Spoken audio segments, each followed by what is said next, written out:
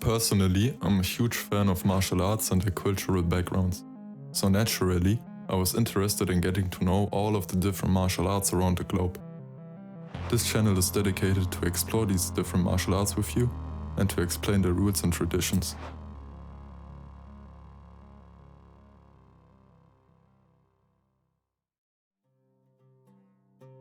The origin of Dambe. Dambe originated as a form of boxing associated with the Hausa tribe butchers of West Africa, and over the years has morphed itself into a striking art with a twist of entertainment. The dominant hand gets wrapped with cloth into a balled fist, which is used for punching, while the weaker hand is used to ward off blows, hence imitating the concept of traditional spear and shield respectively, paying homage to the warriors who fought in the past clashes between opposing tribes. Therefore, a downed opponent is described as killed, and stepping over the deceased body is the finishing part of the ceremony. Nowadays, tribes test their fighters' abilities on a symbolic battlefield and traditional non-lethal bouts. Fighters are often seen wearing amulets or doing different kinds of ceremonies before a fight, for example inhaling special herbs. Fans are mainly loyal to three fight houses: the Gorumda, the Yamus and the Kudu. Dambe is frowned upon by the general society, because it's more appealing to young people out of the lower classes of society and originated from butchers and meat handlers.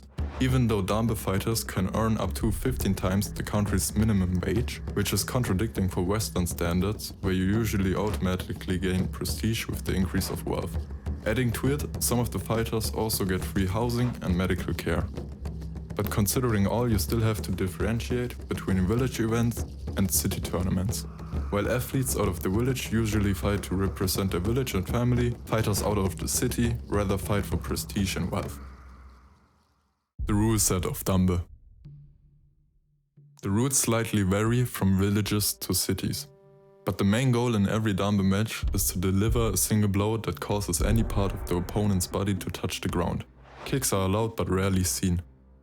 There are no weight classes, so bantamweights can be put against heavyweights in Dambe matches. No takedowns are allowed, since touching the ground ends the bout. The clinch can be utilized, but only the clothed hand, the spear hand, can be used for striking, which constantly reminds me of Don Fry vs Yoshirio Takayama in Pride FC 2002.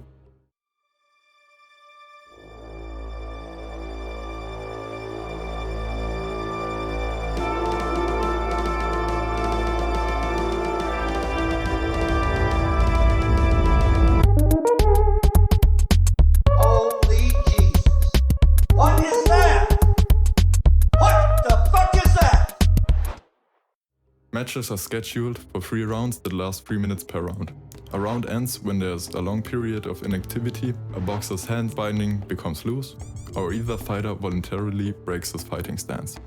Under the African Warriors Fighting Championship rule set, knocking down an opponent wins the round and is scored with 3 points.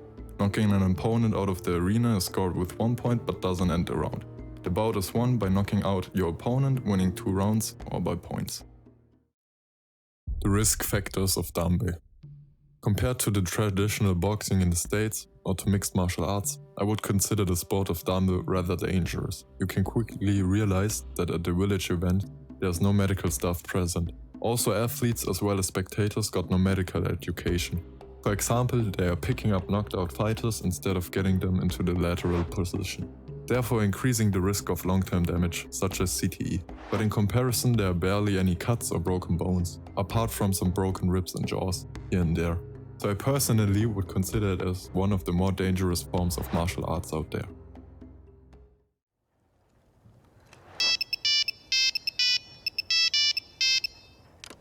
Hey, it's me again. I completely forgot to record an outro. Just quickly wanted to mention that this is just the first part of the traditional martial arts series. I've got plenty of ideas that I would love to talk about. I'm going to post a comment under this video with a couple of countries for which I already discovered some of the martial arts that are worth talking about. Write a comment below which country you would like to hear from next, and make sure to like and subscribe if you enjoyed. I appreciate it a lot. See you in the next one, and until then, stay positive.